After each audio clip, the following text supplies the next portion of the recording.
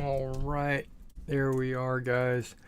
Hello again, everybody. This is Derek, aka Mr. Everything, coming at you from Wargaming in Miniatures.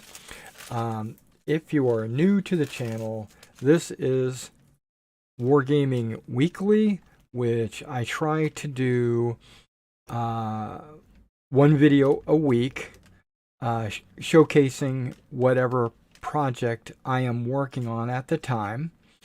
And also, we'll talk about rules, we'll talk about miniature ranges, we'll also talk about my eBay store, which you can go to. It's called Wargaming in Miniature. Currently, right now, we've got our fixed priced items are 10% off. So if you're interested in historical miniatures, wargaming rules, some supplies, some terrain, whatever it is, go check it out. The inventory is not static. We don't sell just one brand or one type of thing. We sell fantasy. We have quite a bit of fantasy up there on the channel right now. We also have 15 millimeter World War II. We have 28 millimeter World War II. We have painted models as well as models still in the box. We have a collection of Napoleonic miniatures, which I go through various different units and battalions throughout time. And then we also have some what do I got up? There's some armored vehicles, fantasy figures, Napoleonics, World War II. That's kind of where we're at right now. I could very easily have some ancients on there, some, Romans or Carthaginians or whatever. But currently, right now, we don't. Okay, so now you should be seeing a slideshow on the screen right in front of you. That slideshow is, I started painting those figures last week. And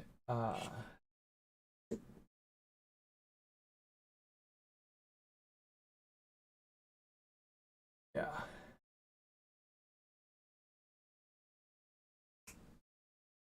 Yeah, and so when I finished them, I uploaded them to my eBay store.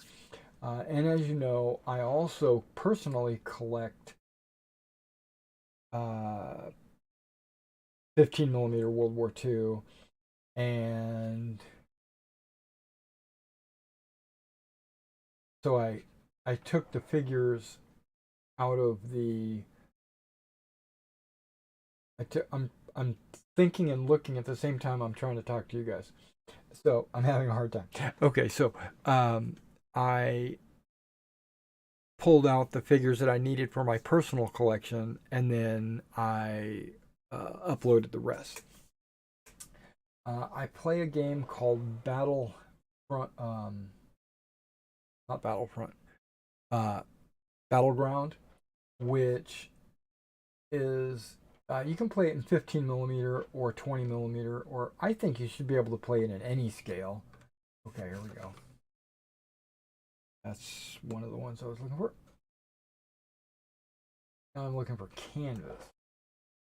Now I think canvas.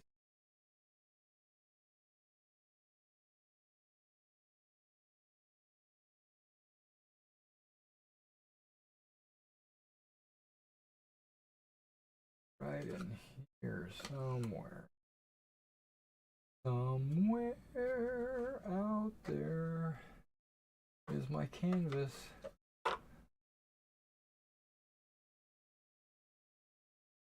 So I might have left it up here. Nope. Okay, because what I did was I reorganized all my paints And now I don't remember where I put them all. Oh man. You ever run into that problem? Okay.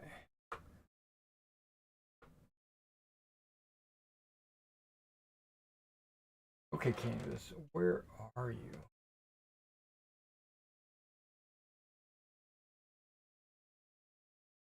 I would think you'd be in this section right here.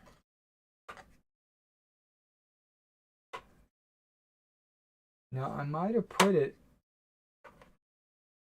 in the wrong place when I was cleaning up, you know, my desk or my table or whatever. I might have said, here, just put it over here, get it out of the way so that the table will be clean. Okay, so there's no canvas there. Canvas there. The canvas is kind of a brown tan. I might have put it under brown.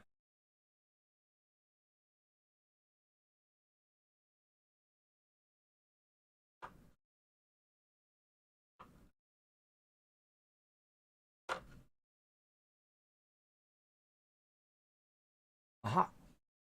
Canvas. There we go. Okay, so we got olive drab. Khaki. Okay. I need stone.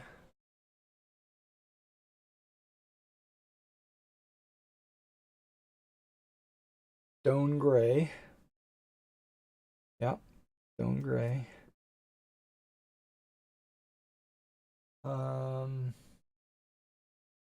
Maybe a little bit of field drab.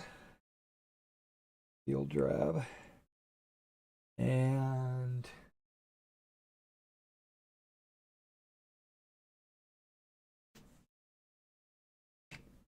what do we got here? Cold steel. Go.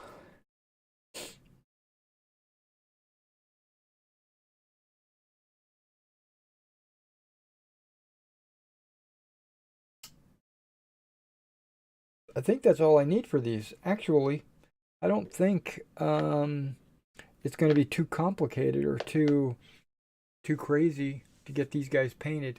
Okay, so what we're going to do now is I'm going to turn off the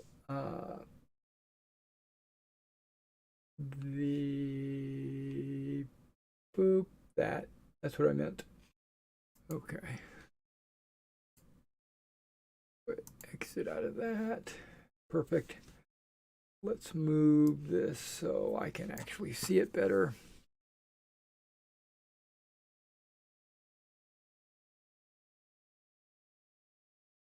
Okay, so we've got our stream going. We've got our paints ready. We got our paint palette going. Got my goggles. Go ahead and put my goggles on. If there is a huge need for 15mm figures like World War II or even ancient or Napoleonic or whatever, if you need some 15mm painted, I do commissions. I do commissions on anything.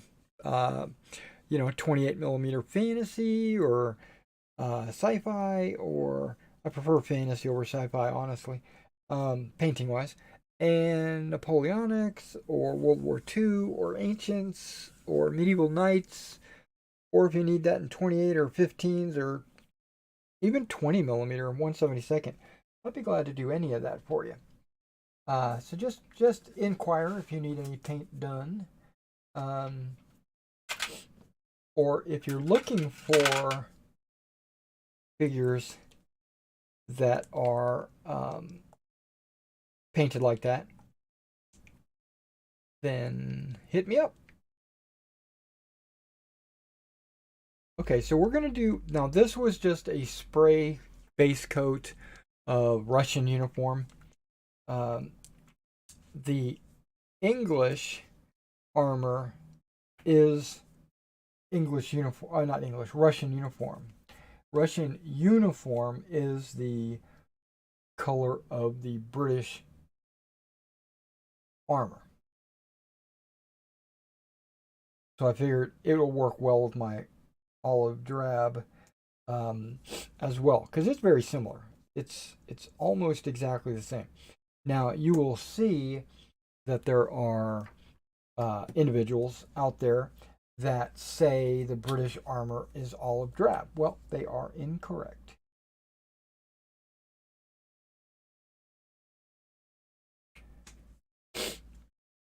It is English uniform. Because it's slightly off. It's a little bit, some people say brown violet. Well, brown violet is olive drab, so it's not brown violet. But it has a little bit more brown in it than olive drab. And once I paint these figures here with olive drab, you'll see what I'm talking about.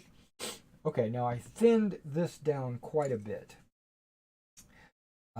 Mainly so that when I paint it on here, there won't be any streaks.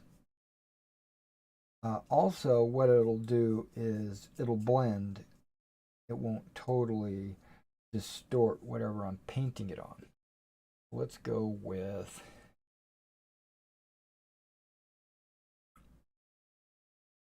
the armored vehicle. Oh, look at that.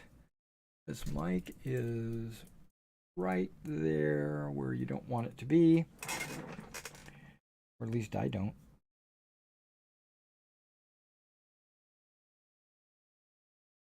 You see the subtle, I don't know if you can see that on camera, but there is a subtle difference between olive and Russian uniform.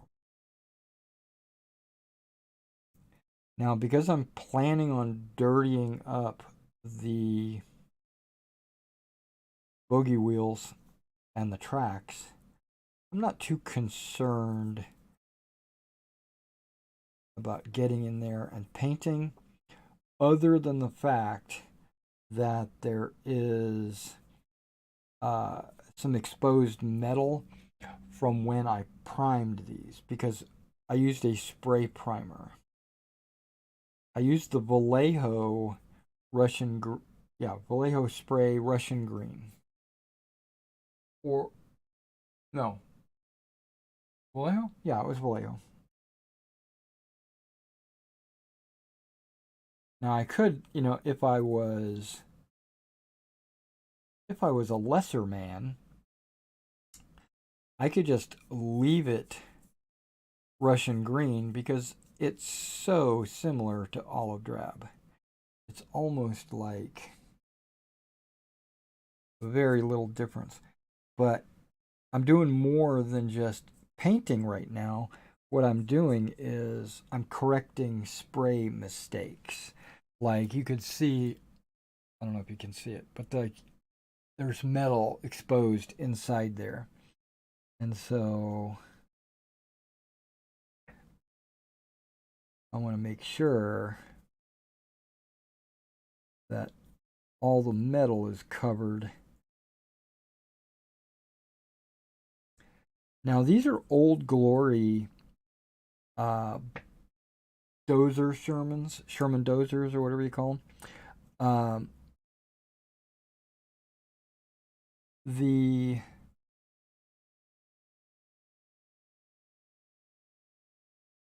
They're not, there's a little problem with the mold in my opinion. The dozer blade and elevation arms are maybe about 1 millimeter. Yeah, maybe about 1 millimeter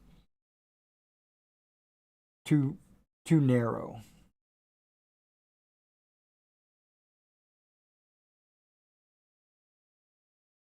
And so I had to do a little conversion. I had to cut into the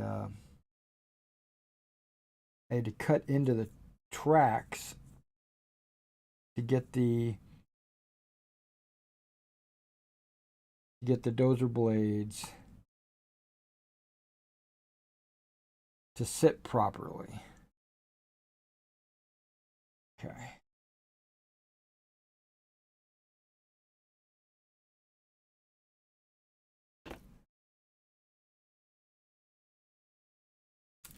Now I put this on some wax paper in case something falls.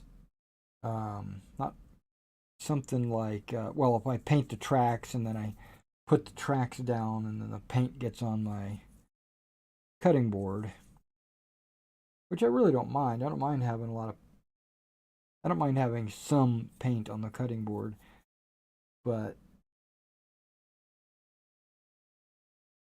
I'll let time dictate how much paint goes on the cutting board and not my lack of preparation. So I will put something down,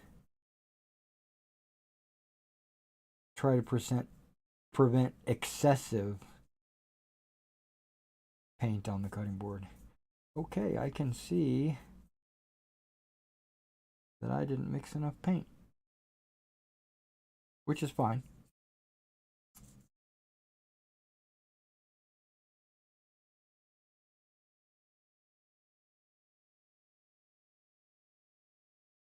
And I found that AK's olive drab base is my favorite olive drab of all time. This one right here. This is what is the closest to true olive drab that I found. I found some really dark olive. I found some really light olive.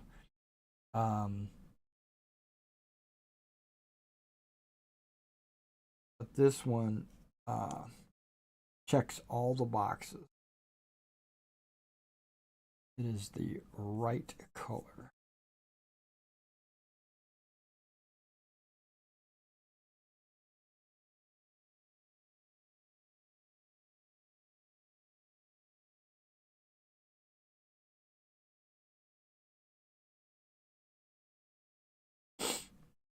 And sorry for getting started a little late today. I wasn't actually planning on streaming today. I normally try to hit like Wednesday for my Wargaming Weekly, normally, but my wife comes home tomorrow from visiting her son.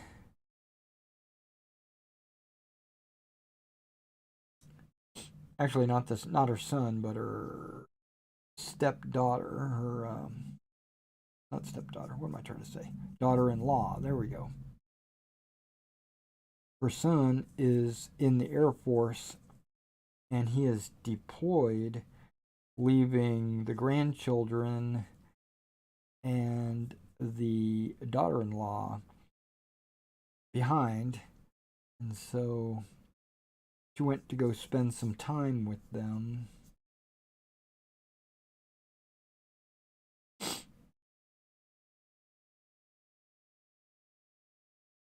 Okay. Now right now I'm just doing the top, and you can see how that looks really okay. Yeah, there's a few more things out here that I need to do olive drab, not just that, so I didn't mix enough paint. Oh my goodness. I don't know where that came from.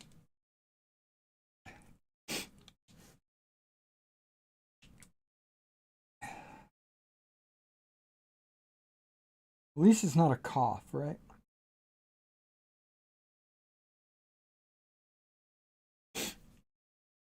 I heard that coughing releases the demons inside of you.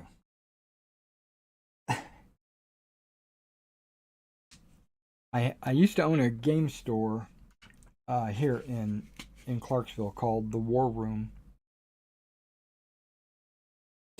This was back in the 90s and 95 to 2002, something like that. And yeah, that sounds about right.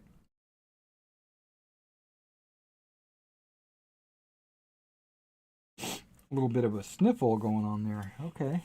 A little bit of a drainage. Well, I was running a game. What was the game? It's a Warhammer ship game. Fantasy. Something blood, right? Man of War, right? That's what it was called. Man of War. And I was running this as kind of it was new, and I was running it as a demo for customers. When they would come in, I'd show it off. I'd be like, hey, check this out. This is a, new from Games Workshop, blah, blah, blah, blah, blah. You know the deal. And this guy came in, and he was a preacher. And I say preacher instead of priest or anything because he preached at me. And he said that that game was demonic and that I had a little cough, which I did at the time. And he told me that my coughing was my body rejecting the demons that were trying to get into my body because I gave them an opening by playing this game. Now,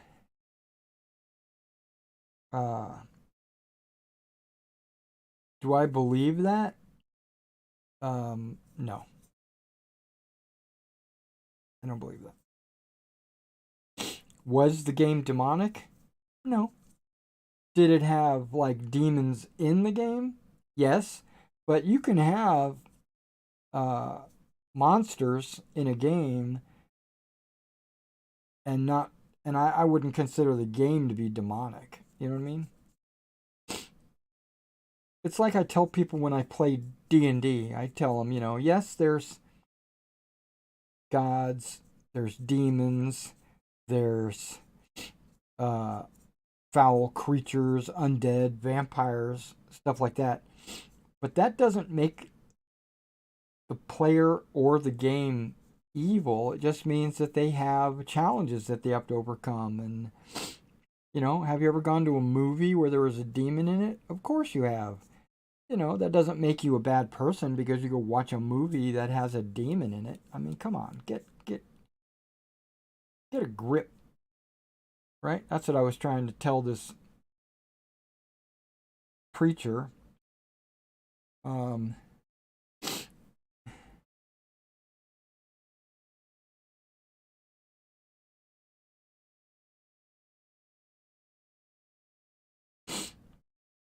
Now, having said that, about the same time, remember that game company called White Wolf? I don't even know if they still exist. There was some controversy going around about White Wolf being the catalyst for some impressionable minds to commit crimes.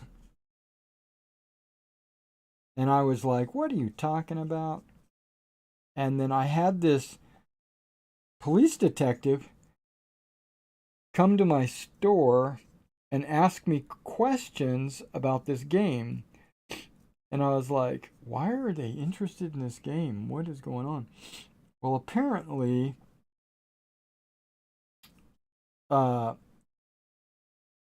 someone in a neighboring town bought what was it? Was it Vampire? It might have been Vampire. Bought Vampire, which is a White Wolf game, from me So they had my receipt there, apparently, from my store. And the book was there. And the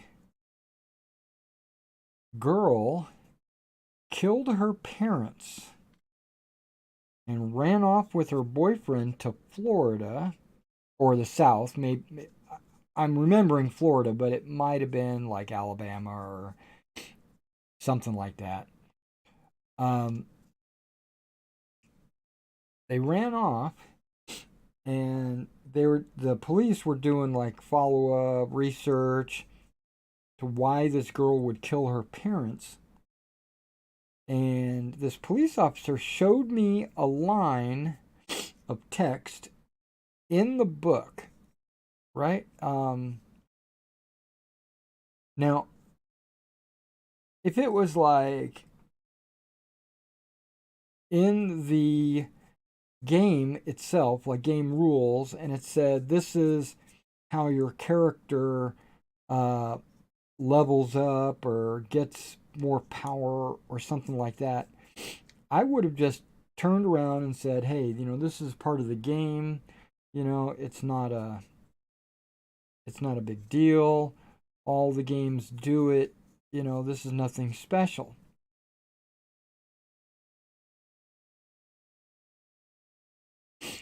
But what the police officer, detective, showed me was the credits in the back of the book.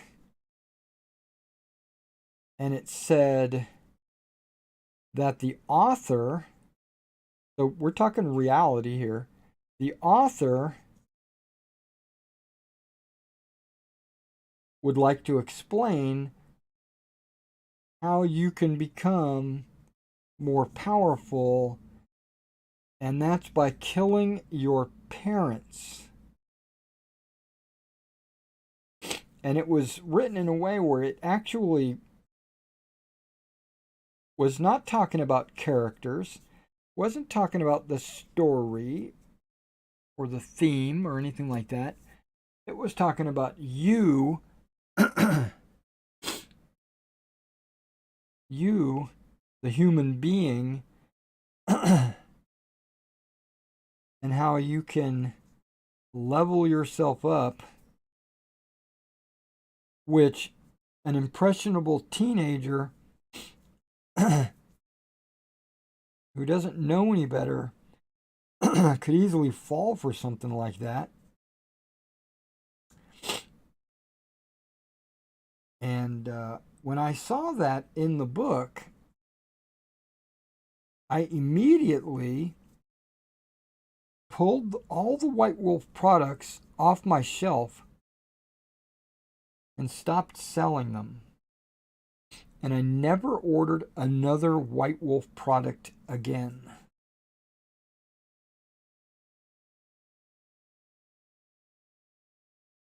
For one thing, I don't want to be the catalyst for somebody getting murdered. And I personally think it's wrong to be telling kids to kill their parents. And that's what it did. Now, I understand there's some strong-willed adults out there and look beyond that. But I'm going to say this, guys, and this might offend some of you, but everyone that played Vampire the Masquerade, they had something wrong with them.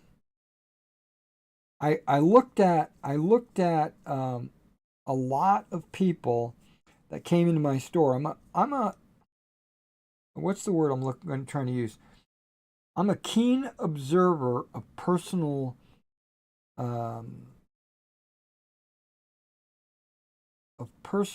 like tells, and I would be really good as a poker player. But I can tell when someone has got something wrong with them, It doesn't have to be a lot. It could be subtle. But I would I would see, okay, these are all British, so I'm not going to paint them with this color. I could see that all the people that played White Wolf, specifically Vampire the Masquerade, there was another game they had called Changeling and Werewolf and shoot, I don't even remember what all of them are. But the guys that played Vampire the Masquerade, and then it went to the next level if you were a live action player. Because we had a group that would meet downtown at midnight or 11 o'clock at night or whatever it was, and they would play this game, you know, on the streets.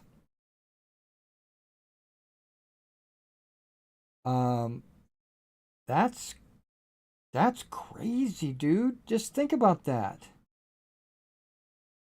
Now I understand playing like in your house, you know, throughout your house even. Maybe in like you go into different rooms to have different conversations with different NPCs and other characters and stuff. But when you take it to the city streets and you get in people's businesses and coffee shops or McDonald's or whatever, and you're dressed like vampires, and you all come in there. And that's another thing. They all were very goth looking. You know, that was a big 90s thing where people would dress like goth. I don't see a whole lot of that anymore. But this is something that I just couldn't wrap my head around. If you were a vampire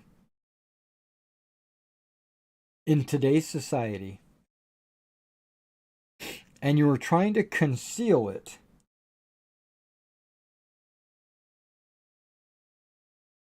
you wouldn't dress goth. Only the idiots do. But these players, you know, they don't look into it like that.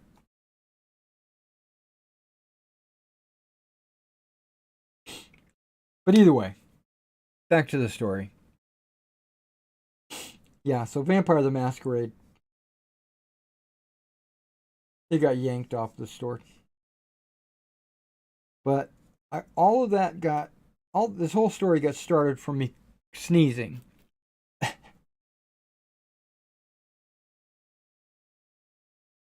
Because this preacher came into my store one day and told me it was demons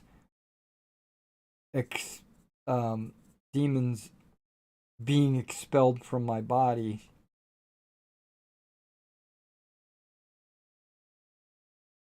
because I was playing Man of War.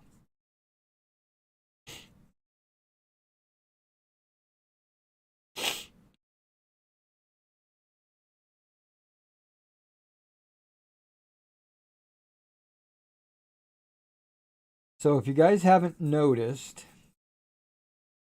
I haven't really put a whole lot of work into my Marshals and Generals rule set, which is a Napoleonic miniature core level miniature game that I was writing. I'm pretty close to being finished with it. I'm almost finished with it, honestly. But there is a couple of things that I need to do to finish it. Mainly that's to write the individual unit stats and to finalize melee. I'm struggling with how I want to do melee. But the last couple of months, I have not touched it.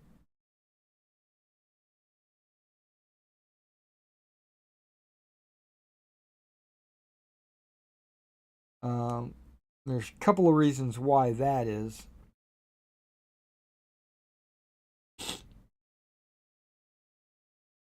One of them is I've been doing a lot of painting, either commission work or directly for the store. And the reason why that is finances, right? I've got to pay bills. And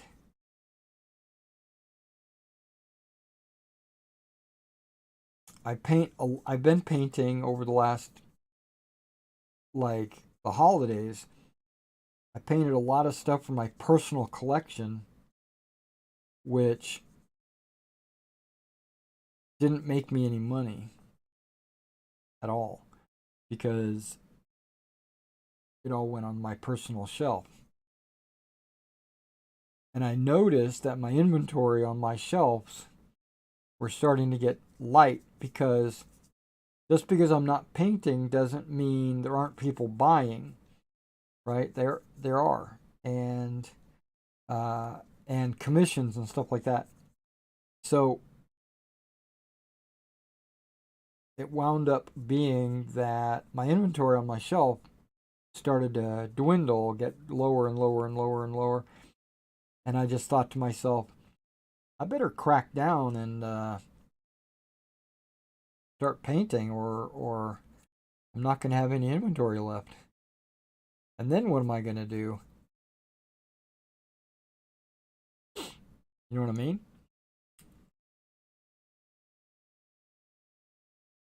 Okay, these are the only two left, other than doing the bottoms of some of these other vehicles.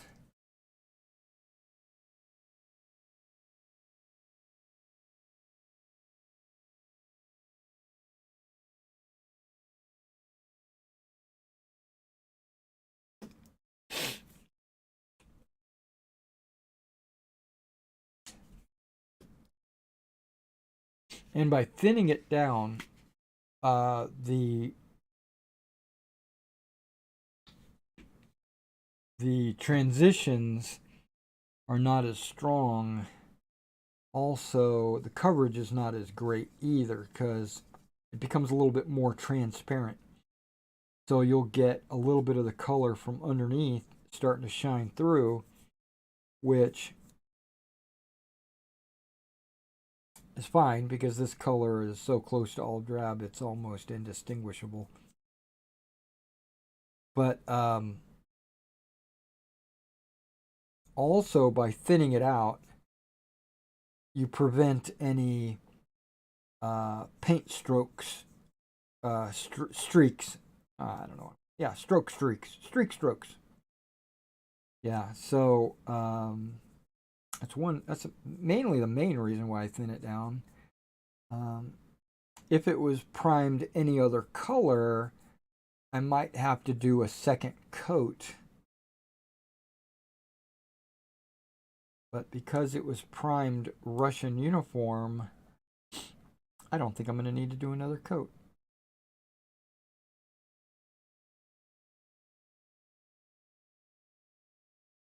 And I'm also really just going over the models, trying to make sure that it is fully primed in between all the cracks and crevices where a spray primer might not have reached. Did not reach. There are certain spots that a brush can get to that the spray primer won't get to.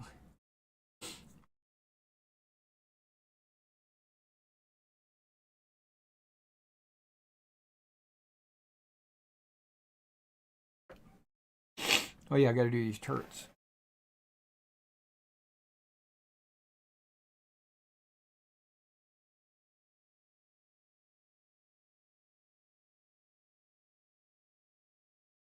Mainly in the wheel wells and the I'm having deja vu right now.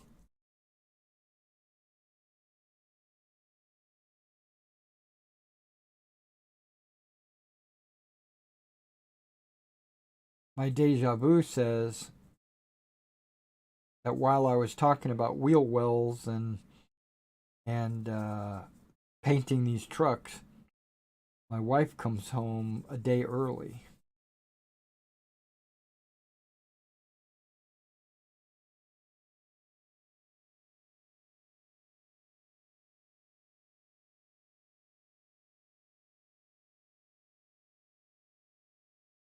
My son, right now, I can hear him. He's talking to someone on the phone.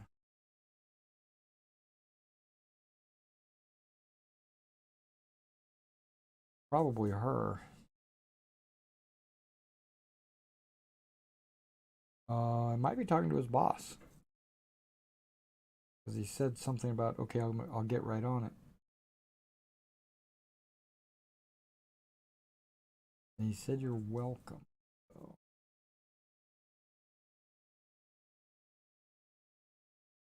maybe she just needed him to do something online or something. I'm going to ask him. Hey, who's that on the phone? Okay. Noticing there's a little bit of something right there. Transition. Okay. Like I didn't paint the whole thing or something. Okay. Really, the only thing left is these turrets. And you ever listen to someone talk about turrets online on a YouTube stream or something where they add an N to turret? Boy, does that bug me. Turrets. I'm like, turrets? What's a turret? It's a turret. I notice there's a lot of people out there that don't speak very good English.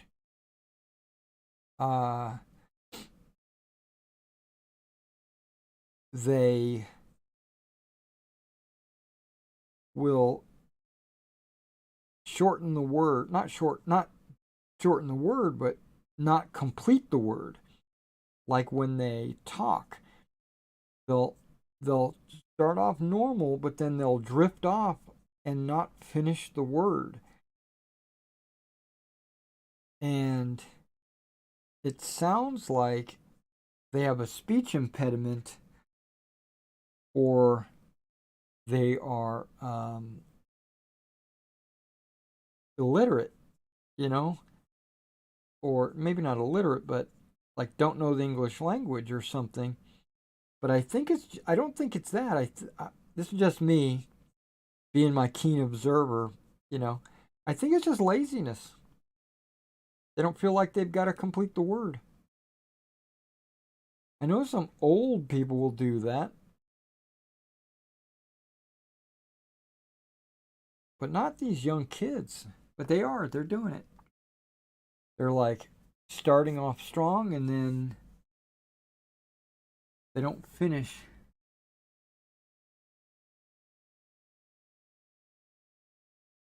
You know, this Jeep here, just because I've got some olive drab mixed, I'm going to go ahead and touch up the metallic parts, or the parts that are metal that are shining through between these figurines that are in there.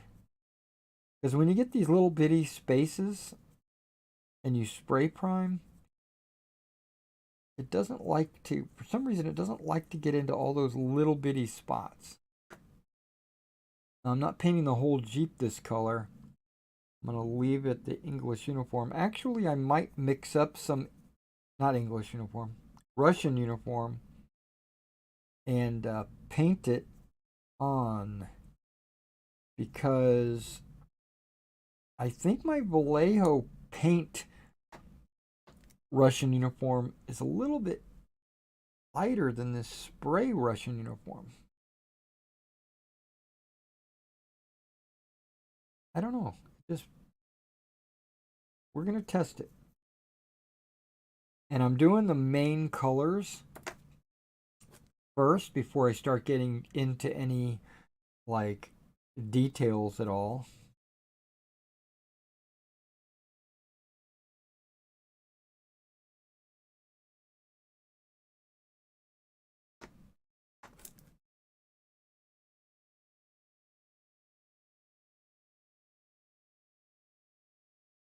Yeah, no, these 6 here are British paratrooper, what do they call them? Airborne Jeeps.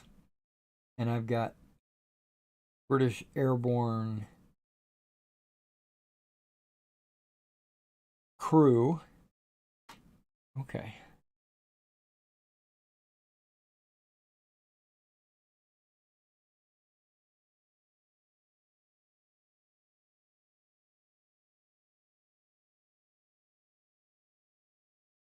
I could still see the middle. I must have missed a spot. Highly likely. Oh, yeah, inside this tractor wheel.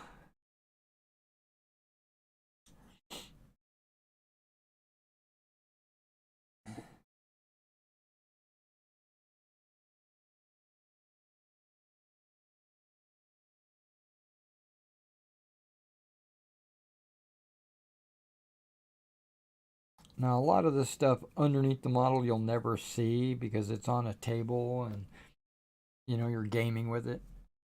But I just like to make sure, just in case.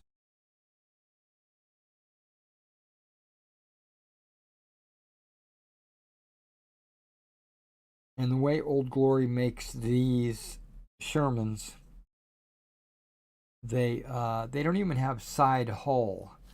It's like the hull is open air,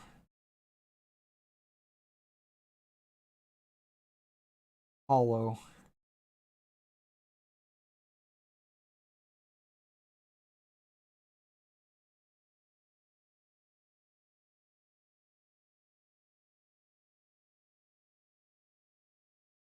There we go.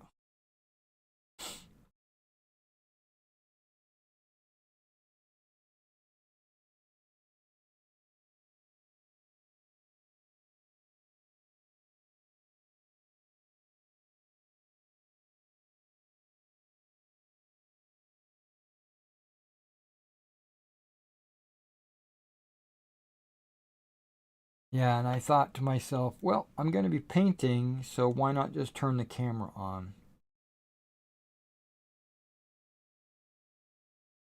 That's why I'm streaming today. And my wife comes home tomorrow, and I don't want to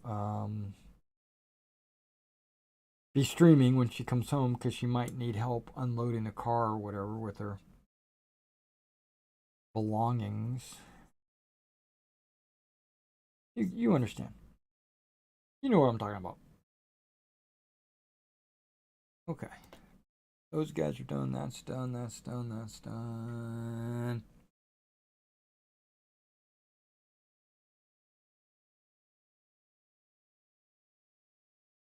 Yeah, I'm going to paint this Russian uniform here in a minute.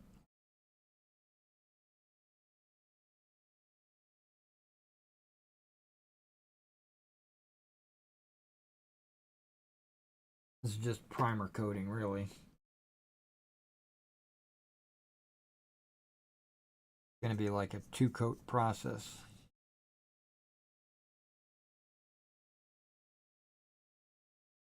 And again, the underside will probably never ever be seen.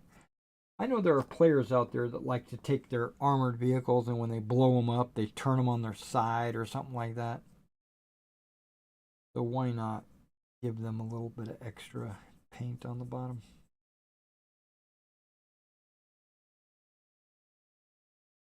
I personally don't turn them on the side. What I'll do is I'll put like a little flame token on the top of them or something like that. It's more dramatic, I think.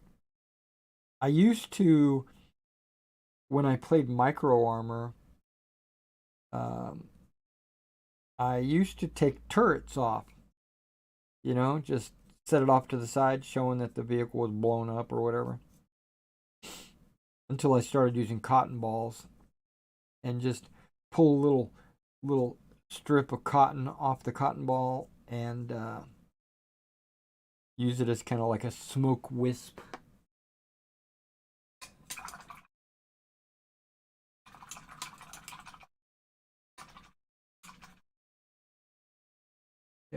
I might need English uniform as well for the British. I forgot about that. Plus, they're going to be camouflaged, so they're probably going to also have a couple of other different colors as well. Who is that on the phone? It was that Honda dealership asking to have a service. Oh, okay.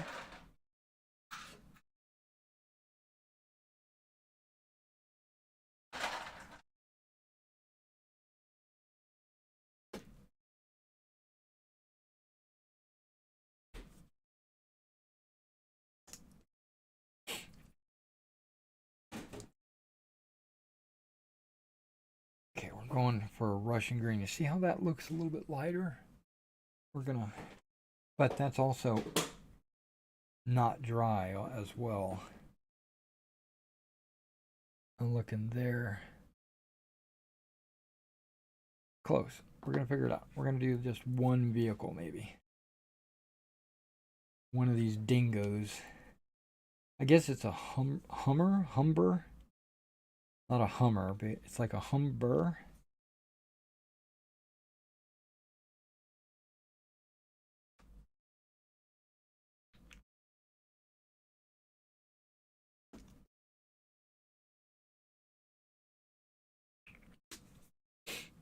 No, I'm not going to put the transparency on there. See what the difference.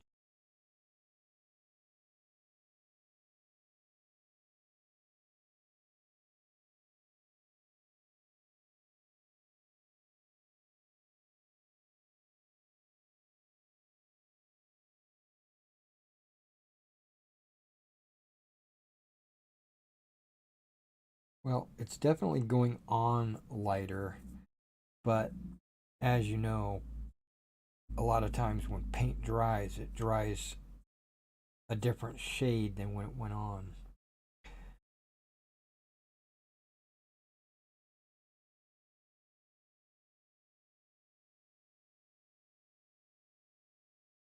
And this is helping fill the gaps that were metal exposed. Now, the only reason why I'm doing any Humbers is because I need one as a captured Humber in one of my scenarios. I went through all my scenarios and there was only one Humber and it was German captured.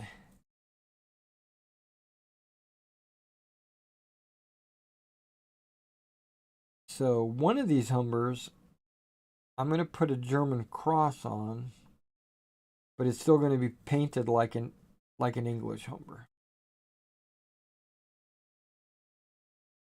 The other three are going to be painted like English Humbers and set up for sale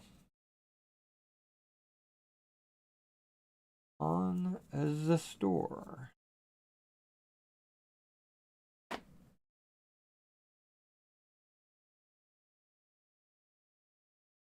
Yeah, the wheel wells in here are definitely not painted, but now they are.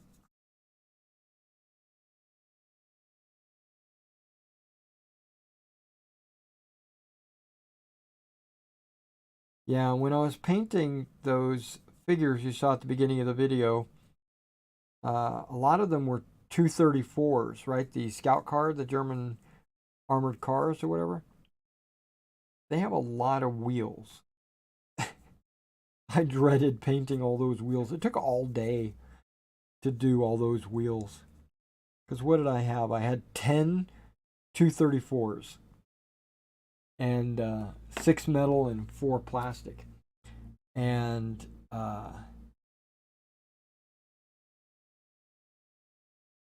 what is that?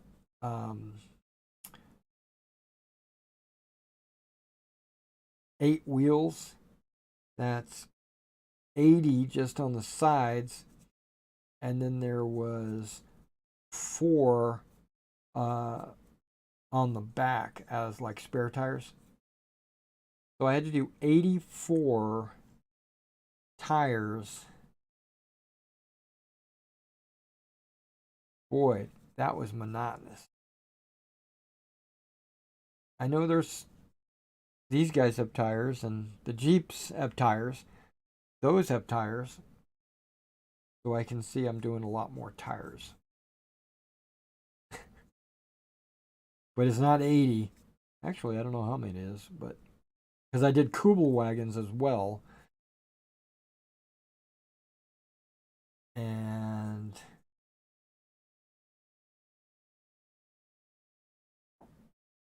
oh, and 222s. So those had tires. Oh my gosh, I did what? How many 222s did I do?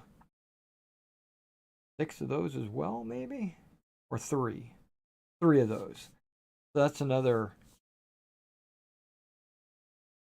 15 tires.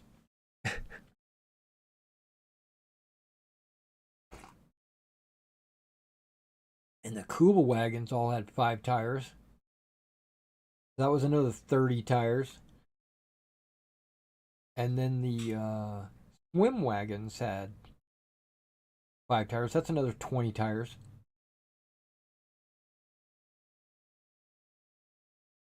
I was tired of doing tires.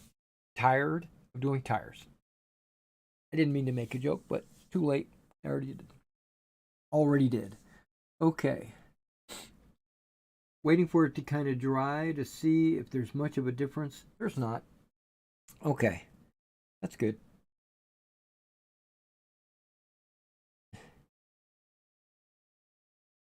Got to do... That's just 2 metallic. Metallica.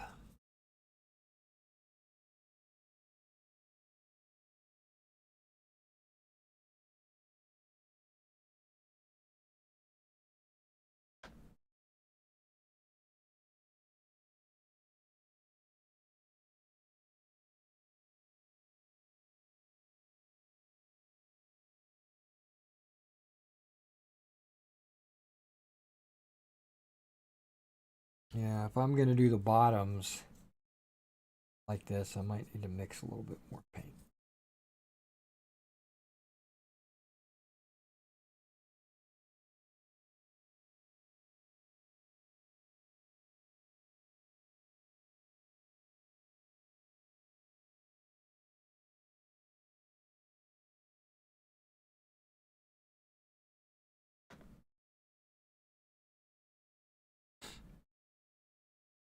I bought an Old Glory pack of British Paratrooper soft skin crew. That's what I'm using here.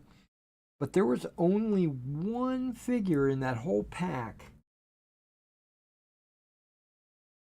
with the Lewis gun, or whatever they call that gun. The K gun, I think is what they call it. That the British mounted on the front of their Jeeps.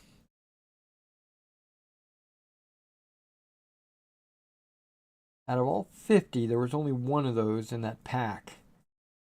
I know it's kind of a random selection of what you're going to get in the pack, but damn, come on. One?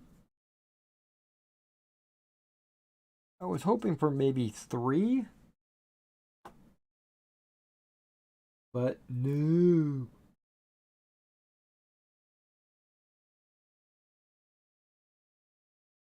Okay, we're going to get a little off topic right now. I want you all to know that I'm moving away from Dungeons and Dragons. I've got a bunch of D&D books on the shelf. I'm going to be putting them on the store at a big discount. So if you're looking for any D&D campaign modules or books, you're probably not, because you wouldn't be coming to this video to hear about that. But I'm going to make another video later tonight expressing my disappointment with Wizards of the Coast and the D&D rule set. and the campaign setting. I 5th edition has been good to me. Been very, very good to me. Yeah, the 5th edition has been really good for a couple of reasons. One is it is super easy. It's easy, easy, easy. It's so easy. And that is, as a game master, that's important to me because it helps me with running a game, right? Because it's so easy. I can get in and get out. You know, I can write a module, I can write an adventure or whatever. I can plug and play some monsters or whatever, and it's super easy. The downside of D&D is it is super easy. It's too easy.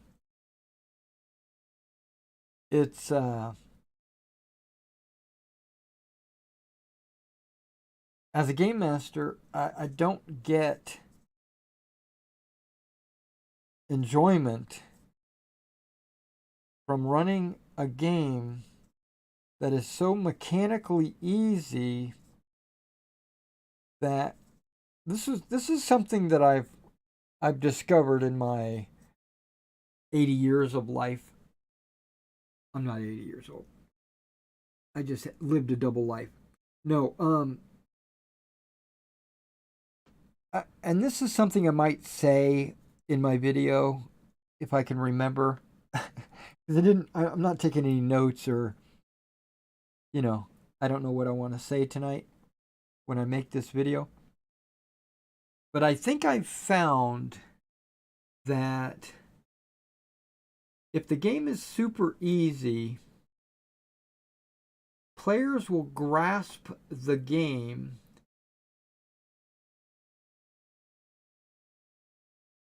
and it will be bad. It'll be a negative impact because they will be focusing on the mechanics of the game and not the story.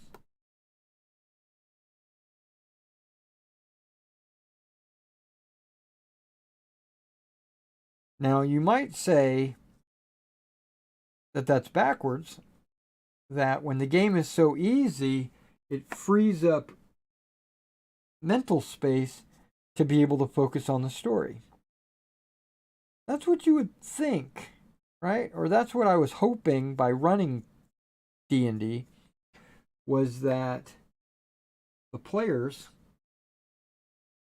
would not need to number crunch. Oh, there's a little flash here. Okay, there's. Because they would know the rules and they could just focus on the story. What I found in practice is that because the rules are so easy, the players focus on the rules and not the story.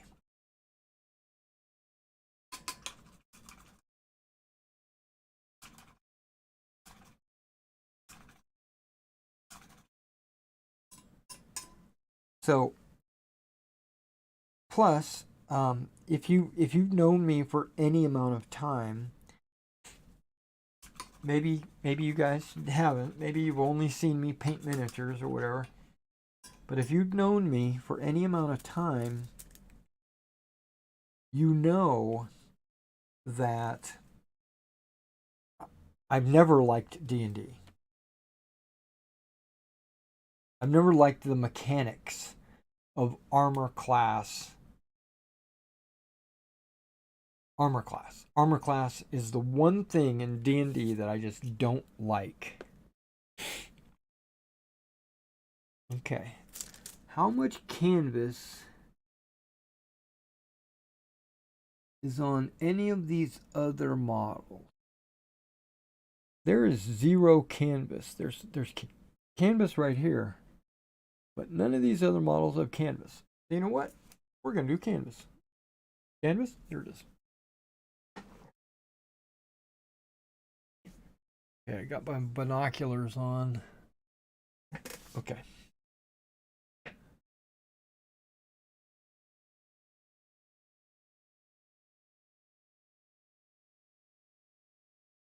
Okay, it looks like we've been live for a little bit over an hour, which is good. I try to keep these videos under 2 hours. I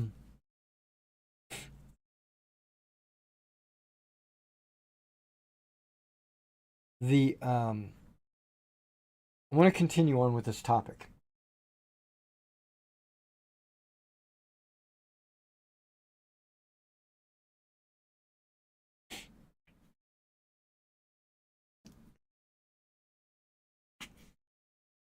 So I've played games like Rune Quest, love Rune Quest, the Fantasy Trip. I even backed the Fantasy Trips Kickstarter on their new version or new edition of it. Okay, we're doing canvas, and there's only canvas on these vehicles. Is that right?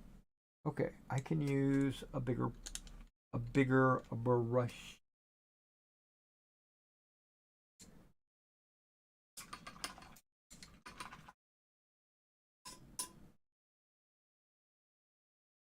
Okay, so I've played Chivalry and Sorcery, GURPS, Palladium role playing. So I've kind of played a lot of different systems, and I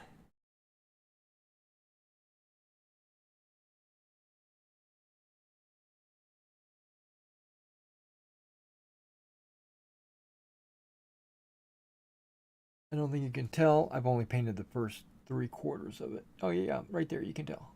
Yeah.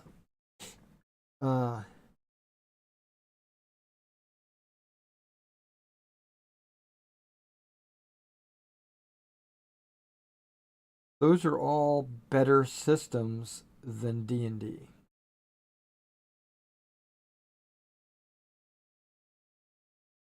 But I jumped into D&D when I saw how easy it was and was thinking to myself what I've already mentioned is that if it's easy, it's going to make it easy for me as a game master to get games going. It's popular so that there are a lot of players out there that already play D&D, so it should be a lot easier to find players. And with the game being so easy, it should allow players to focus on the story and not the game. That was why I went to D&D. Unfortunately, it's just taken me so long. Oh, okay, this might need a... Okay, that's going to need a finer tip brush to get that canvas. I'm just going to do the back canvas with this bigger brush, and then we'll switch brushes.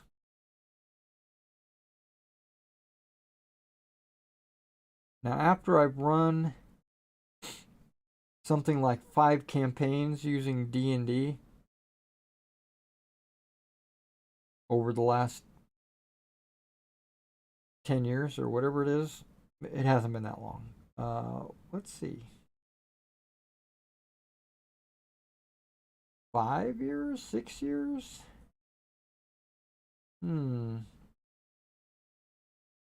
Yeah, probably closer to 6 years. I've been running D&D 5th edition, and we've had a lot of ups and downs. It's been fun.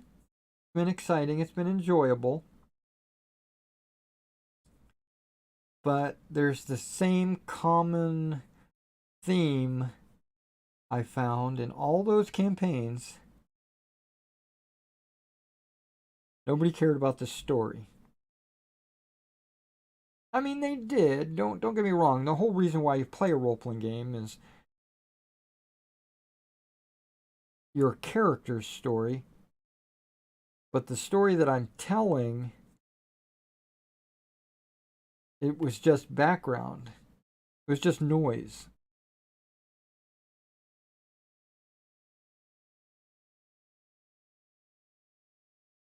They were going on adventures. They were doing all that as part of the world or the scripted campaign that I had either generated or I was using published information. Yeah, you can see the canvas there is just slightly different. Well, it's actually kind of majorly different, right? As it's drying, it's really making a difference. When it went on wet, it was kind of like almost exactly the same. But now that it's starting to dry,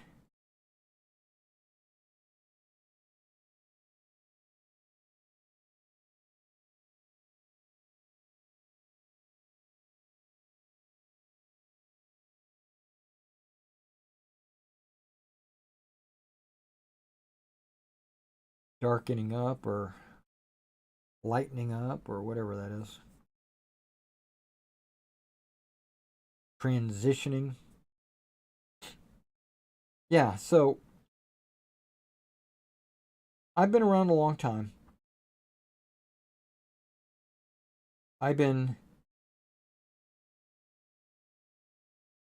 gaming various role-playing games since the 70s when my uncle introduced me to the world of Lord of the Rings. I immediately went to my local, and he mentioned something about he played D&D, and so when I got home, he lived in Houston at the time, and when I got home, I immediately went to my local game store in New Orleans and found a D&D game and got it and learned it. And that was like advanced D&D, AD&D, first edition. And haven't looked back ever since, right? But my friend John Patterson, who I still remember today, introduced me to a different world of non-AD&D games. He showed me the fantasy trip, which we played and enjoyed. Like I ran my D&D game, he ran the fantasy trip. There were other games like Gamma World.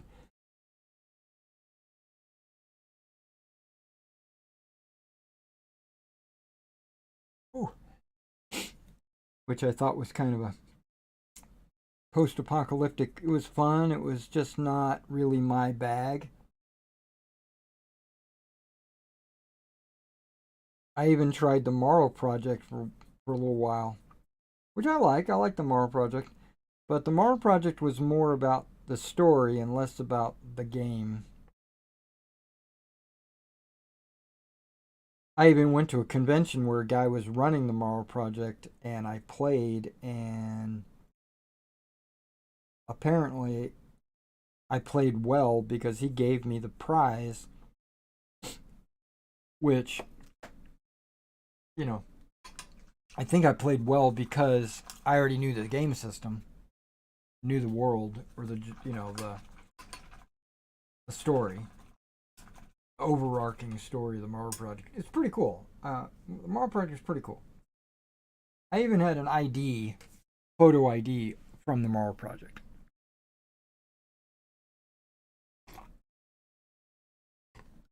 But that was just me being a nerd. Okay, we're going to put a little bit more canvas in here because the hood over the cab is also canvas.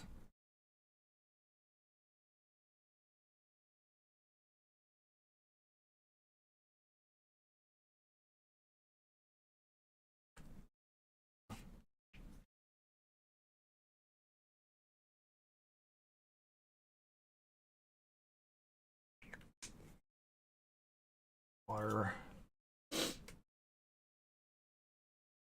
Yep, that's like it work best.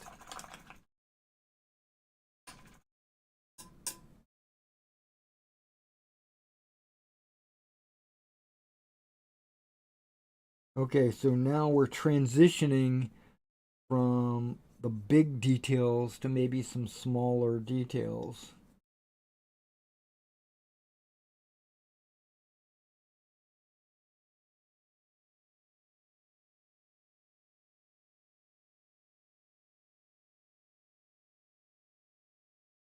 Now, a lot of this is going to be disguised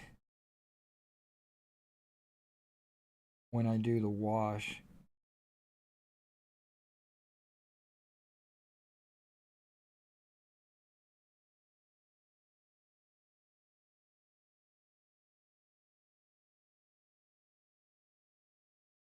There's no other just canvas laying around. No, there's boxes and stuff like that and tires.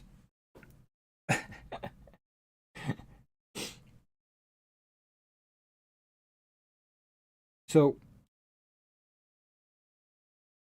I've been sitting here just this is last week. I was sitting here thinking, D&D is just not doing it for me anymore. I'm running a Greek D&D campaign right now. And one of the reasons why I went to a Greek campaign was to kind of get away from traditional D&D, right? Make it more story driven, less about the mechanics. But D&D just works its way into the game because I'm running a 5th edition Greek campaign. So I can't get away from it. Whoa, man, I grabbed the side of the canvas. Whew. Okay, that's gonna have to be washed. My bad.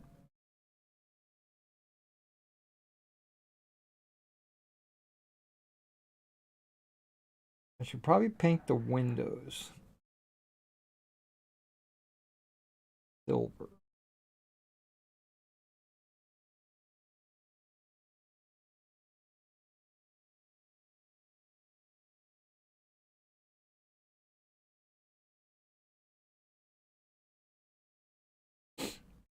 And so this has been probably the last 2 years. It's really been eating at me. And so I decided that I was going to break away from D&D. I just said, okay. This was a couple of weeks ago, maybe a week ago.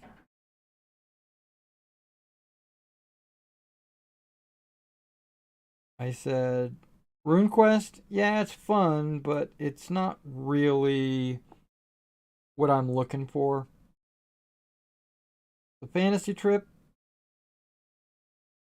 it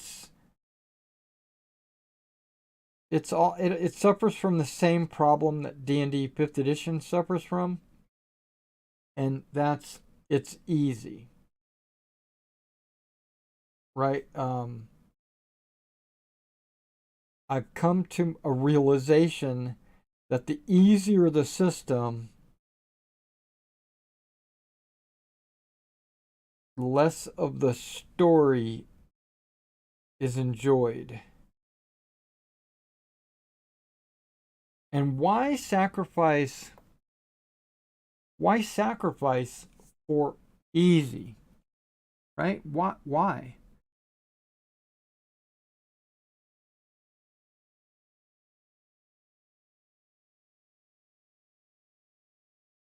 Yeah, I don't see any canvas laying anywhere else.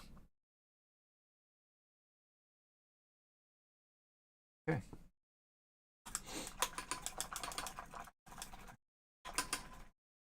I mixed too much of it, but okay, that's all right. I'll get over it.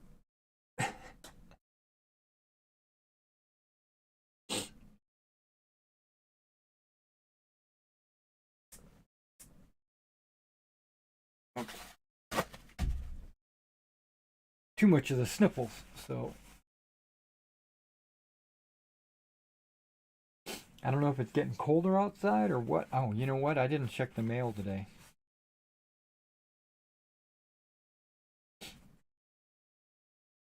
I should go check it. I am expecting a Perry order any day now for a customer of mine that wants me to paint a Panzer IV. Okay.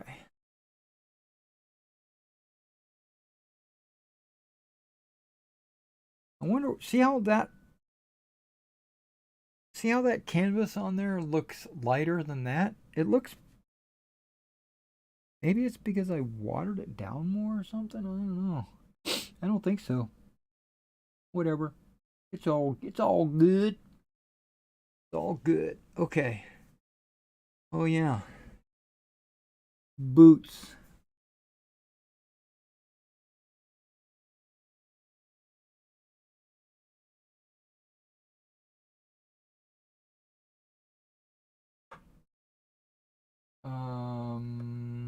Mud brown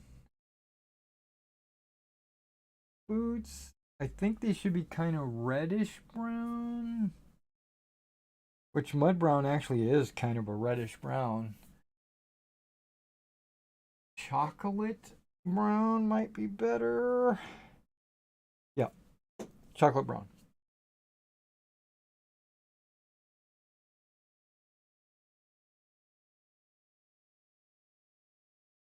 Yeah, that chocolate.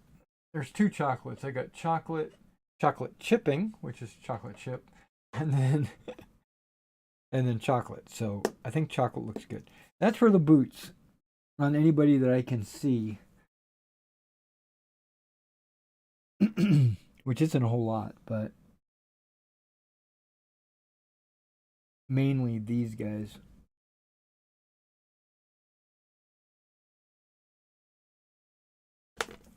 Yep, let's do the boots. Quick. I need something a little bit finer tip for this. Go. Okay,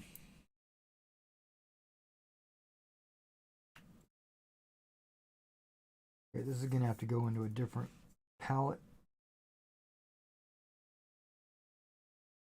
Not a lot of boots, so I don't need a whole lot of paint.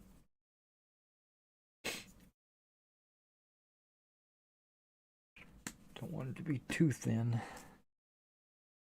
Okay.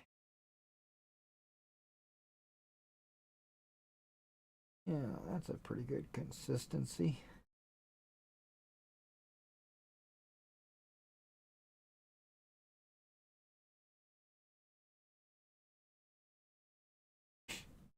Okay. Now, the reason why I'm doing boots is because when I do the pants,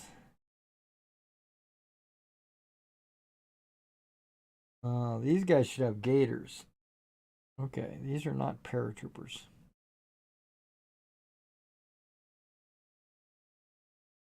Okay. Well, I guess I'm going to have to do gaiters as well then.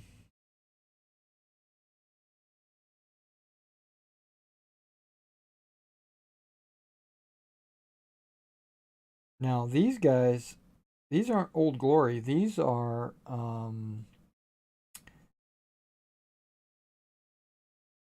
not test of battle, field of battle, or maybe it is test of battle. Field of battle? Field of battle?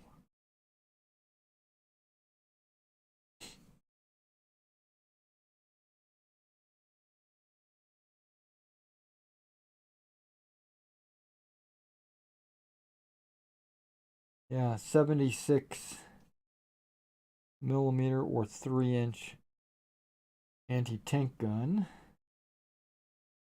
They come with 5 crew, but as you know, I play battle group, and it took me a while to locate the 76 rules in the army lists to find out how many crew members we're supposed to be with, and it's 3 in battle group. So I've got a couple extra figures per gun that I saved, for future guns or projects or whatever. Okay, yep, gonna have to do. I thought I was just gonna get in here and knock these boots out and then go to the pants, but I guess not. I've got gaiters I've got to do.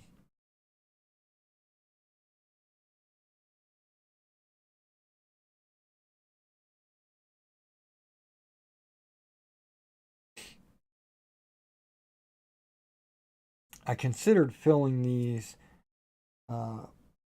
Flames of War bases, the holes where the extra crew would go or whatever, because these bases are made for a variety of different types of guns. It's not always anti-tank guns, so crew might be in different positions or whatever. So they give you options, which I appreciate because it disguises the base of the figure. They fit down inside the base and makes the figure flush with the base. So I really appreciate that. I think that is top tier. Um,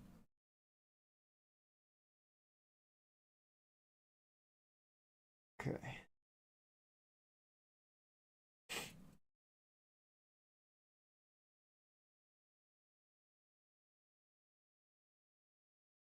Now, a lot of these guys, you don't see their boots, but there are some that you do. And these are paratroopers. Both the British and the Americans.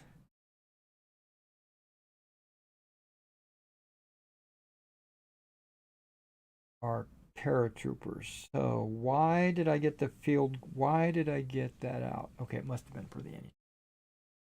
I need English uniform as the base coat for the British, but they're gonna have like camouflage schmucks.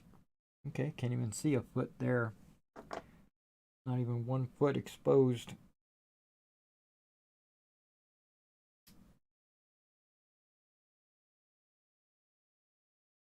Really? Okay.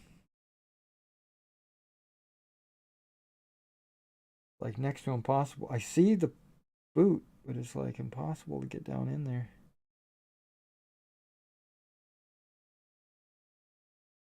Got this officer sitting in the back with a map in his hand. Okay. And a lot of these figures won't fit in the vehicle unless you cut their legs off.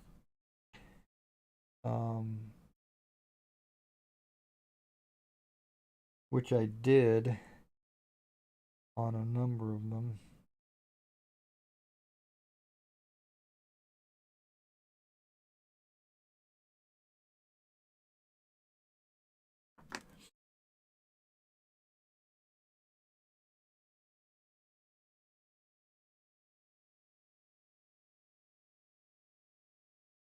Okay, oh, okay.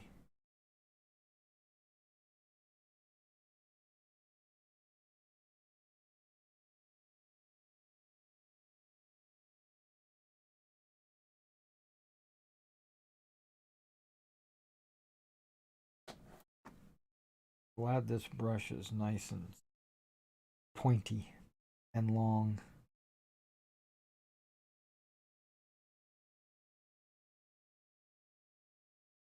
Or I wouldn't be able to get down inside there.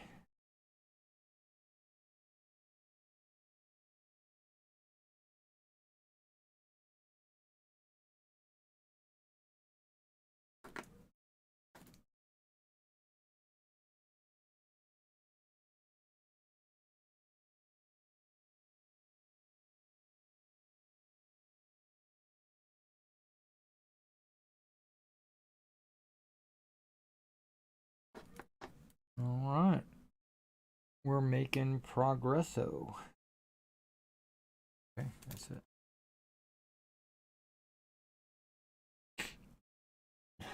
I almost grabbed that. There are, like, this one doesn't have it, but this one does. Okay. Got some boxes on the front.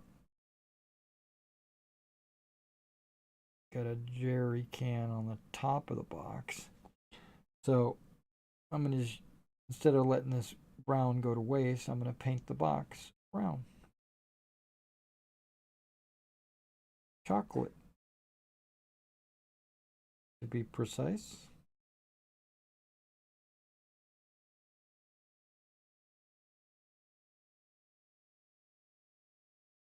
Good. He's got a couple of jerry cans, another jerry can.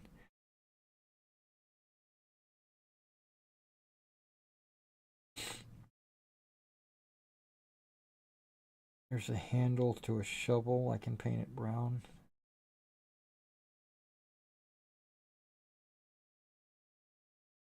Okay. Does this have any shovel? Oh, it does. Okay.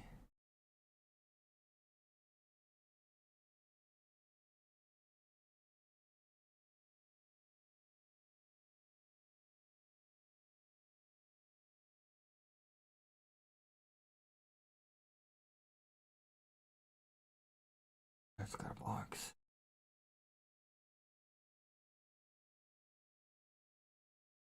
Now you could leave the box OD, or you could even use like a light olive on it, like it's weathered,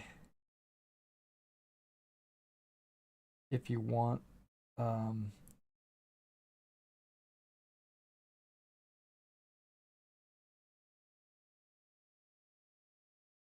but brown works as well.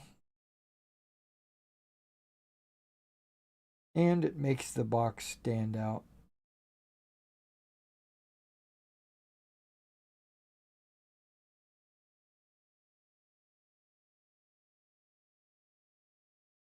It looks a little bit like a field lock. What do they call it?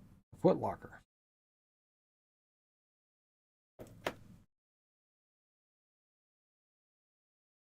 Okay, this has got a can off to the side.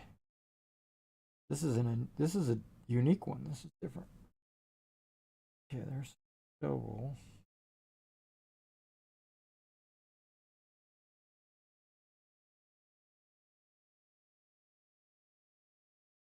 Okay, so what I did was, because I knew I was going to be moving away from D&D, and I didn't want to go back to one of my tried and true game systems like GURPS or the Fantasy Trip.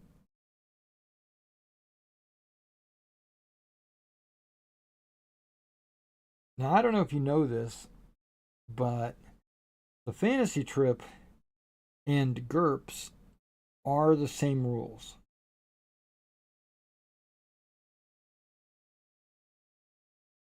But think of it like this. GURPS is like Pathfinder to D&D. It's like an advanced, more complicated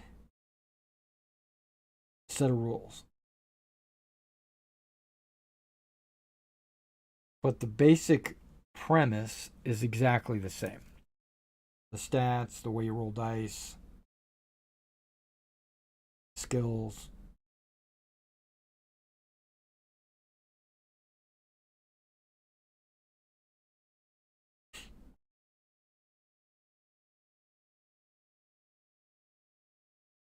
Um,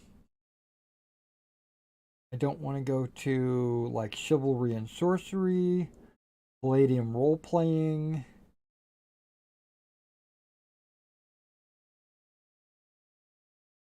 Any of those. I've tried all of those, and there's a reason why I left them, because they just don't have what it takes.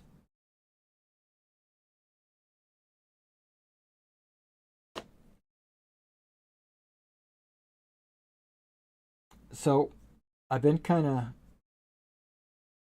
racking my brain, like how can I get away from D&D? And then I remembered this game world that came out in the 80s, 83 to be precise.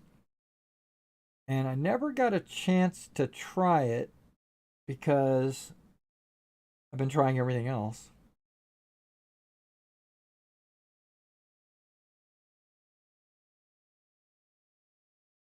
And I've always had an interest because it's always looked really cool, but I never really wanted to take the plunge, or, I didn't want to commit to another game system, that I was unfamiliar with. But now with the internet and the ability to kind of read product reviews and read some PDFs and kind of get a general overview, I looked to a game world called Harn. And I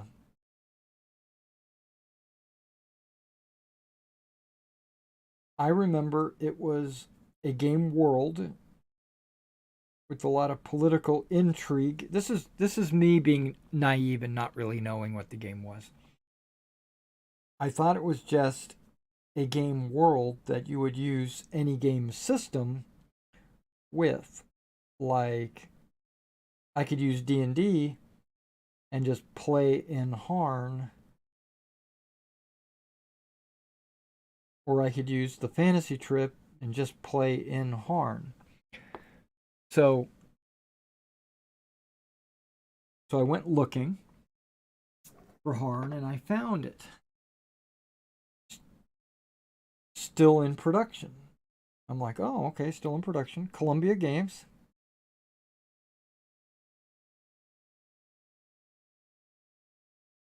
So that piqued my interest just by itself, that it's still in production. And so then I go, well, what is it all about?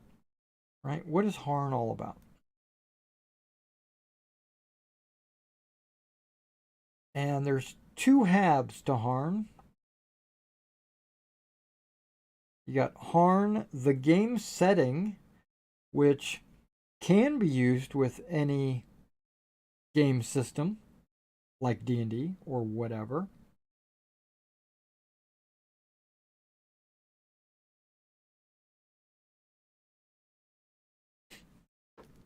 I'll get back to that gun. I was getting ready to paint it brown, but I said, nope, not going to paint it chocolate.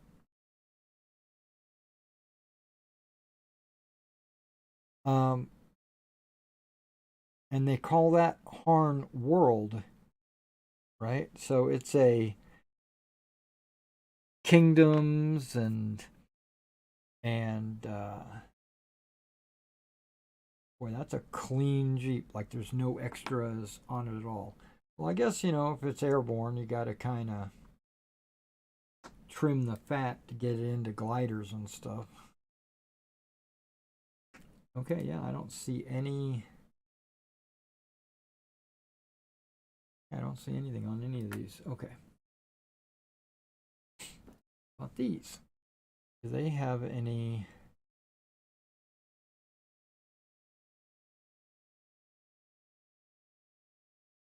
Tools.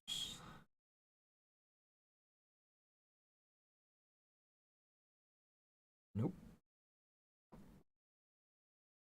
Okay, that's everything.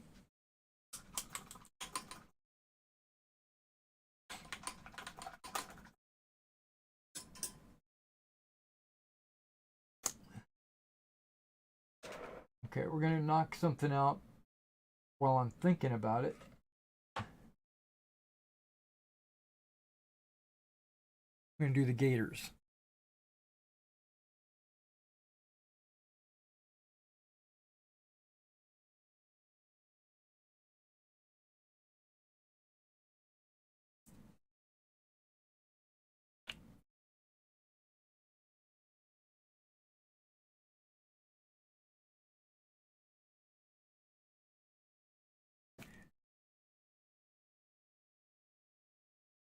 Only a few figures that are going to have gators. That's these guys.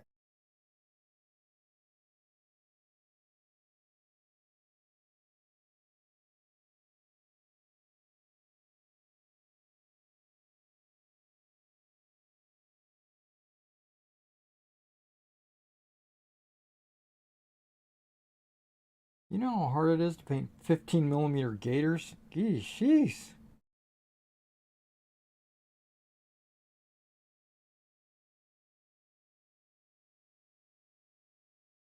Whoever thought this was fun? Me. I love painting 15mm World War II. Um, so I looked into it and I was like, okay, Harn World, that sounds fun. But then I noticed because Columbia website um, has like a Q&A, like when you open up the Harn page, it says, so, do you know anything about Harn? Hey, let me show you what it's all about and blah blah blah. So that's well done.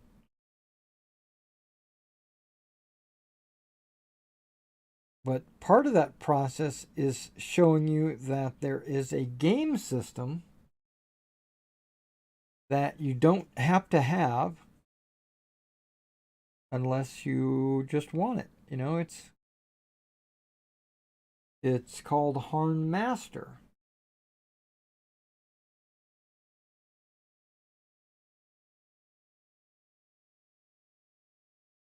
Oh yeah, do you remember Roll Master? Yeah, I remember Roll Master. I played that a lot actually when I was younger.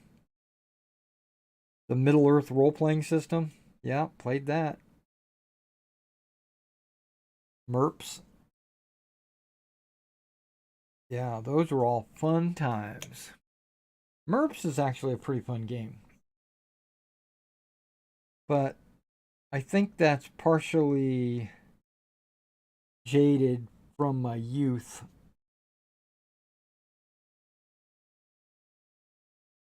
But when I saw the word Harn Master, it made me think of Roll Master. So I said, let's check this out because I had a lot of good times playing Roll Master. A little complicated for the average Joe, and not everybody wants that level of complication in their games.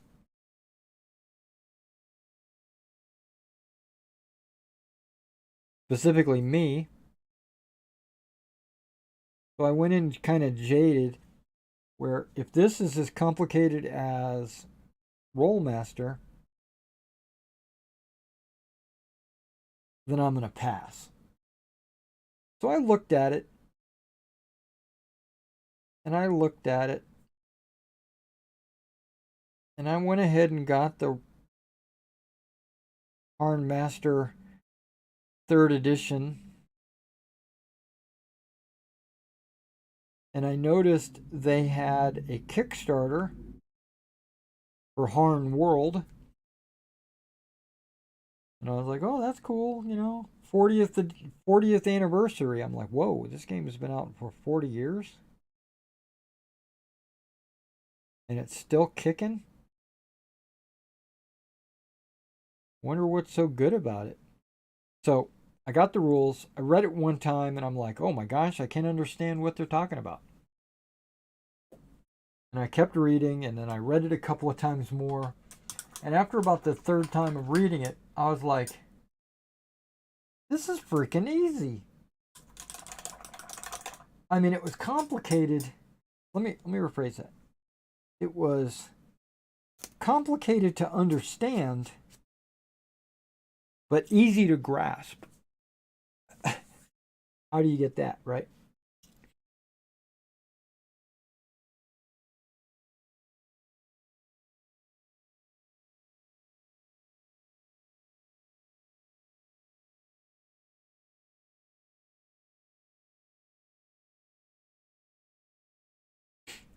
You know what? I'm not going to do the field. I'm not going to do that just yet. Here's the gators. I'm going to get my khaki gray out and do my paratroopers.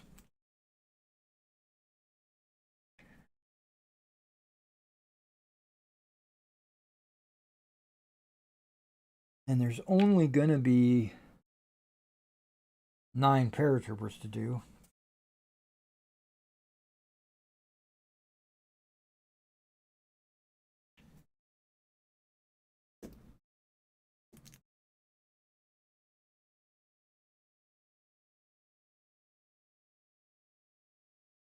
Okay, going with a little bit bigger than that fine tip because it's okay.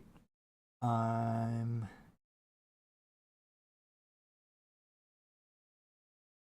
just doing the entire uniform.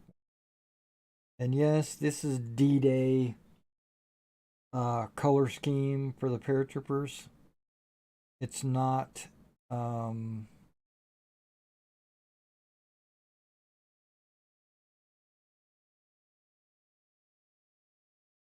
it's not Market Garden or Battle of the Bulge.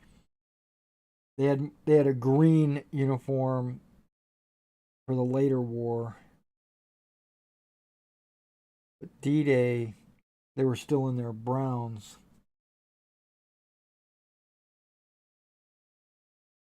And I actually like the look of that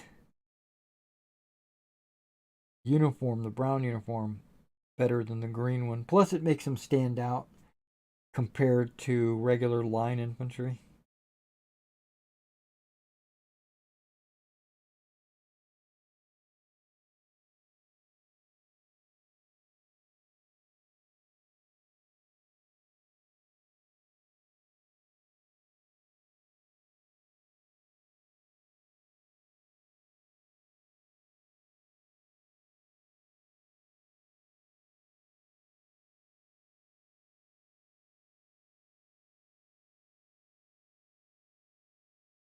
So after reading Harn Master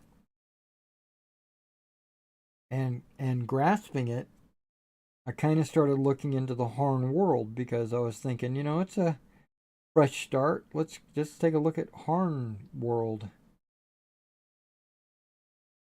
Oh, that's an ammo pouch. Okay. I can paint that separately.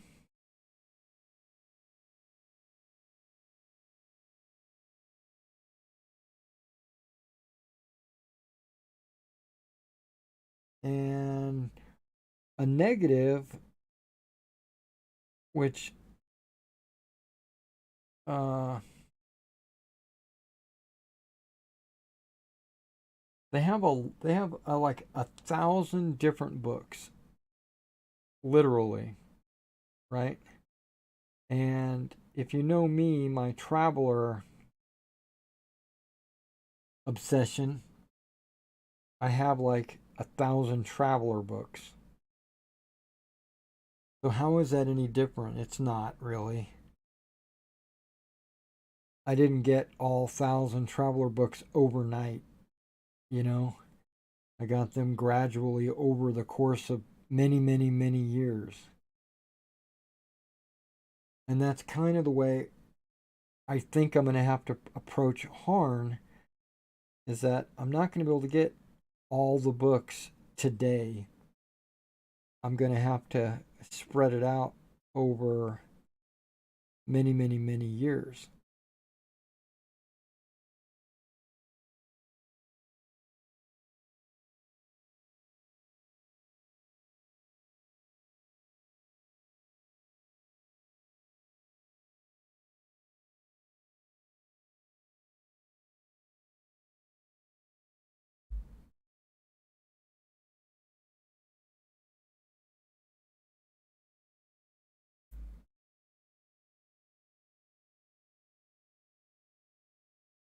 So, and they've got this something called Harn Quest. Remember, I liked Hero Quest, Rune Quest, Dragon Quest. If you remember that game, dang, I even played Dragon Quest. I played Dragon Quest was okay. It just didn't have any support material. It was like a rules and that's it. Um, but Harn definitely has a ton of support material. I mean, maybe excessive amount of support material.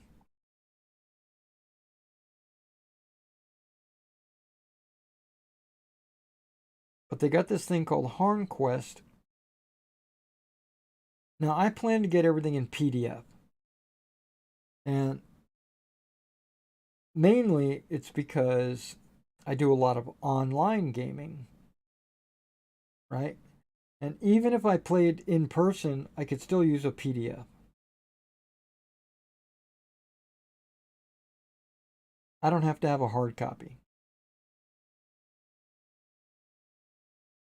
It'd be nice, but I don't have to have it.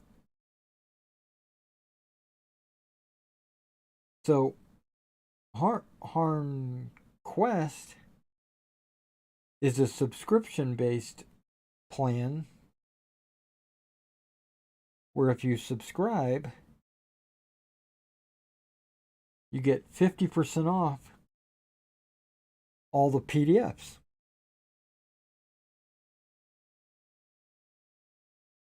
So I thought to myself, how much am I going to spend on PDFs?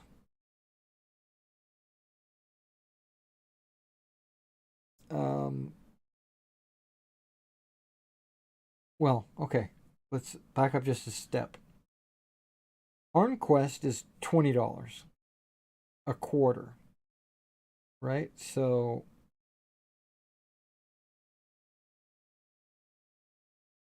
it's $20 every 3 months. I said, that's pretty expensive for a subscription, right? That's in my opinion, that's pretty pricey. But there's no obligation. And so after one subscription, $20, I could cancel it, right? So am I going to spend more than $40 on PDFs? Because see, if I spend $40 on a PDF and get, like, let's say one book, $39.99 for one book in PDF form. I'm just hypothetical, right? I could spend 20 bucks, get the subscription, and then pay 20 bucks for that book. It's like I got the subscription for free. And now, if I order a second book, I'm getting it at half price.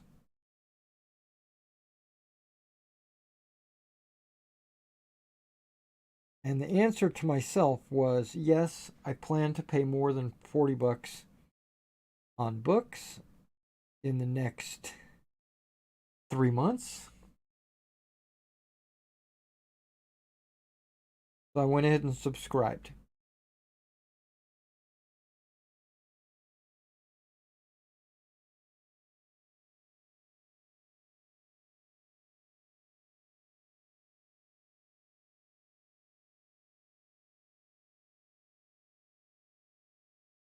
And then I immediately went to try to buy a book that was 40 bucks,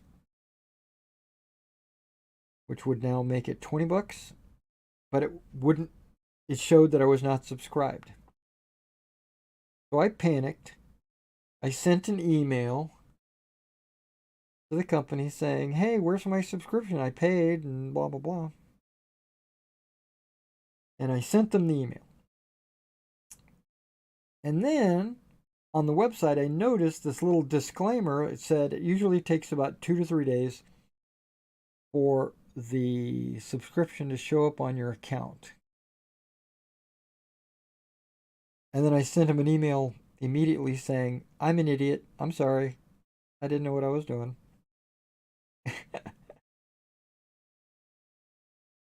I'll read next time.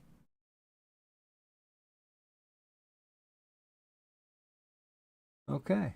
So, oh, I thought I was doing the third one. No, I guess I was only doing the second one.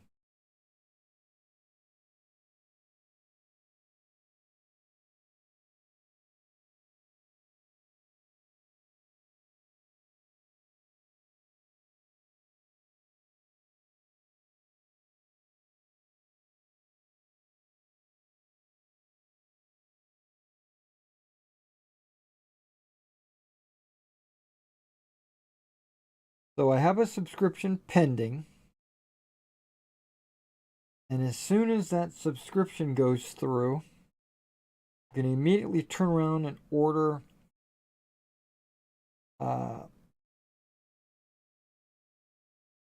Adventures and the World book. I did join the Kickstarter for Harn World, so I'm not going to order that because I'll be getting it through the Kickstarter. But there is a Kingdom book on PDF that I definitely want. And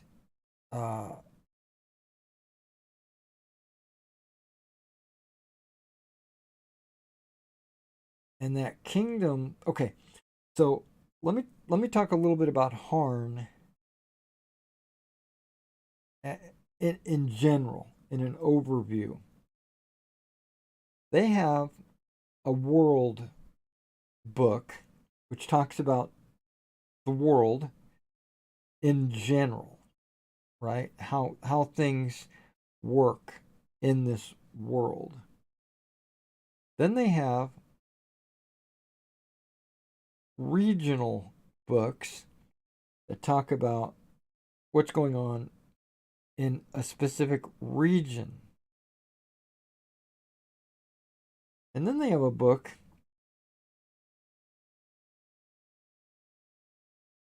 for kingdoms that exist in those regions, right? So you might have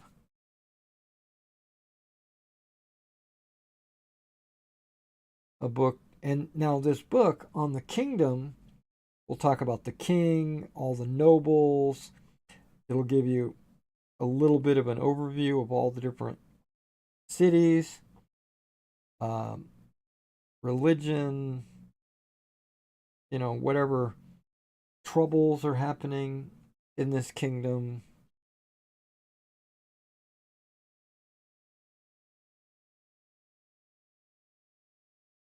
And it'll talk at the kingdom level. But then you can get individual books for individual cities. And every kingdom has multiple cities.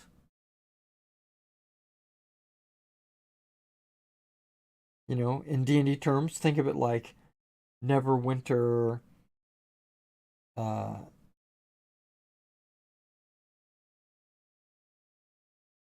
Waterdeep, Baldur's Gate,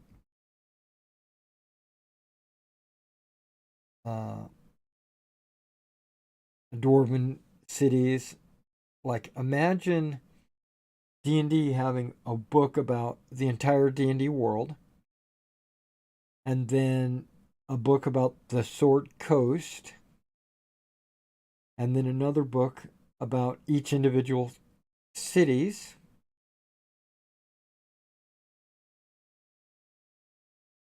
in the Sword Coast, and then there's also a handful, there's not many, but there's a handful of published adventures that take place. But these city books and the region books and the kingdom books, they all have plot hooks, but they also have like little mini adventures and stuff like that.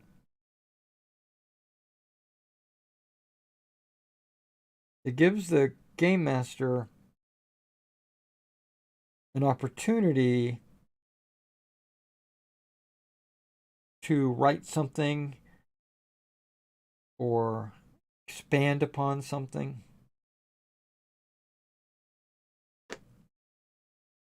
All right.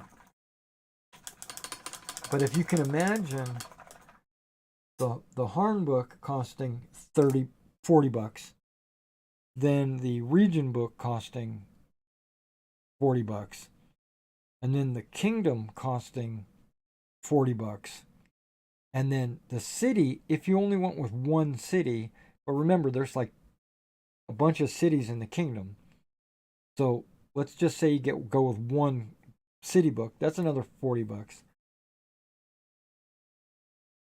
Yeah, that's a lot of money when it comes to a PDF.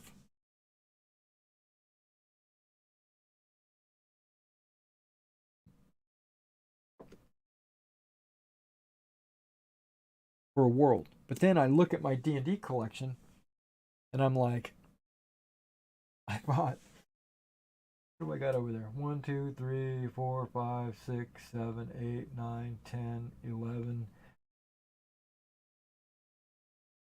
I have at least 11 books of just the 5th edition D&D books. Not counting the ones I bought online, the Theros book and the Odyssey of the Dragon Lords books. I bought both of those online. So that's like 15 books. And then Arcadia, which is the Greek campaign. So I'm no stranger to buying a bunch of books.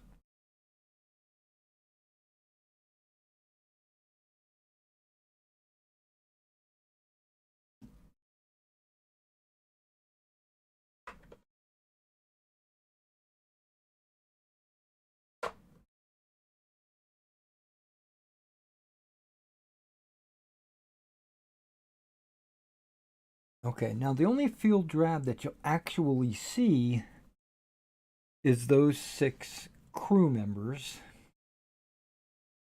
So I shouldn't need a big drop.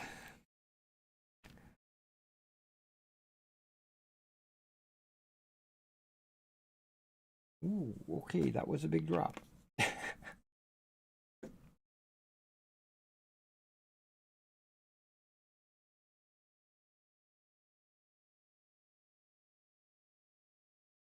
Gonna be able to do it with this brush.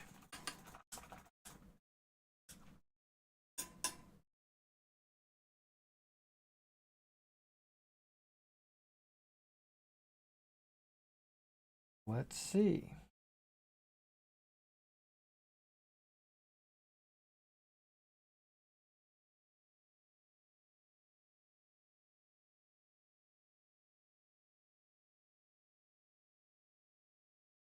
So after all of that, what I'm trying to say is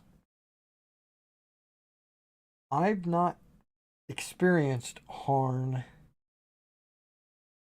firsthand. I'm new to the Harn universe. And so what I plan to do is transition my D&D game to a Harn game. I'm still going to play on Roll20. I'm going to invite my current players to come across with me and play. But if they don't want to, if they want to continue to play D&D, then they can go find a D&D campaign. And more power to them. You know, I wish they would stay with me because they're a good group of guys. But if not, that's okay. Well, that guy's got rolled up sleeves. I didn't even notice that. Until I start painting, you know, super close, super zoomed in.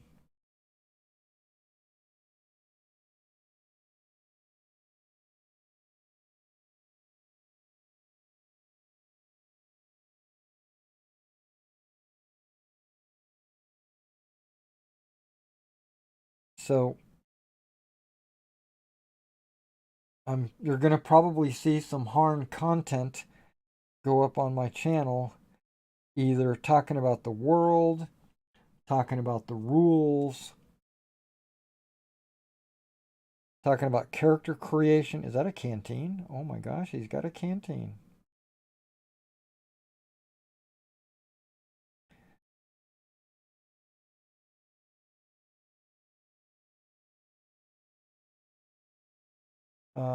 Because this is going to be new and fresh for me.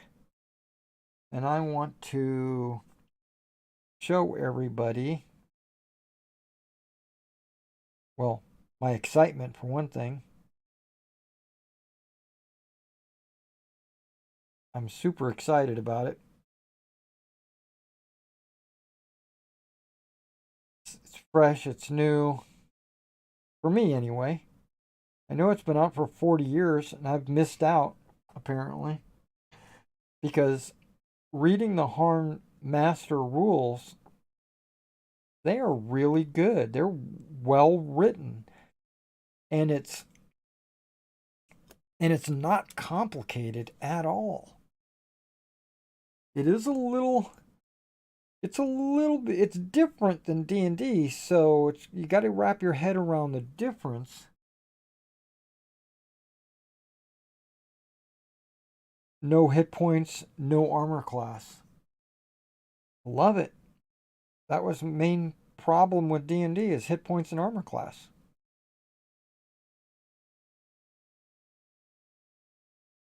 How does an orc have, let's just say, 50 hit points when your 10th level fighter has 100?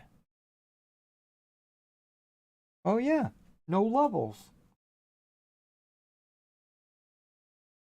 There's advancement, but it's not levels. It's skill based, like RuneQuest. It reminds me a lot of RuneQuest, skill wise.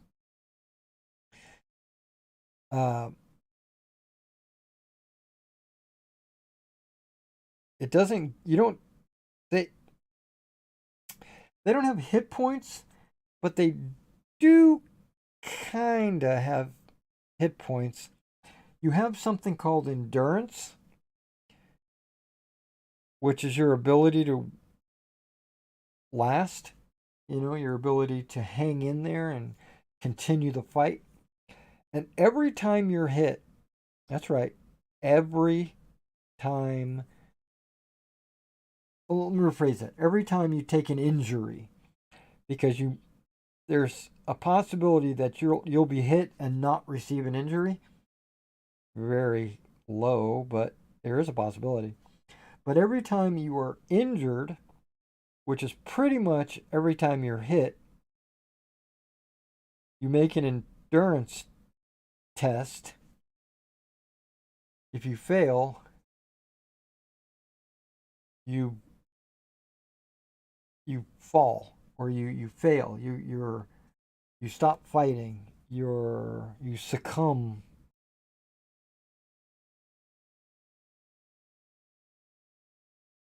Plus, there are some injuries, like when you get hit and you get your injury,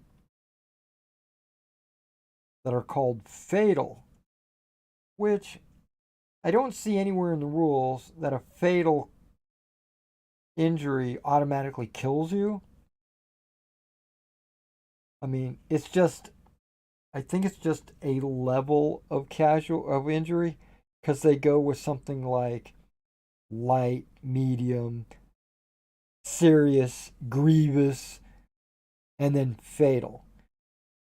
But I don't think it just automatically kills you. I think it just gives you a really severe injury. Injuries affect the way you fight, which is good.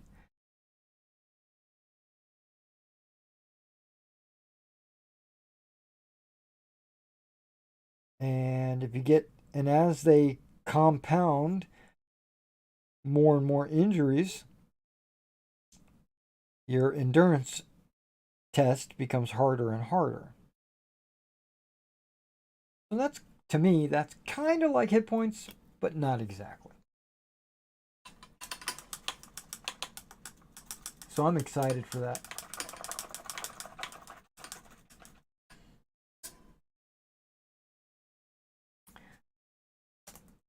Okay. Here we go. Stone Gray.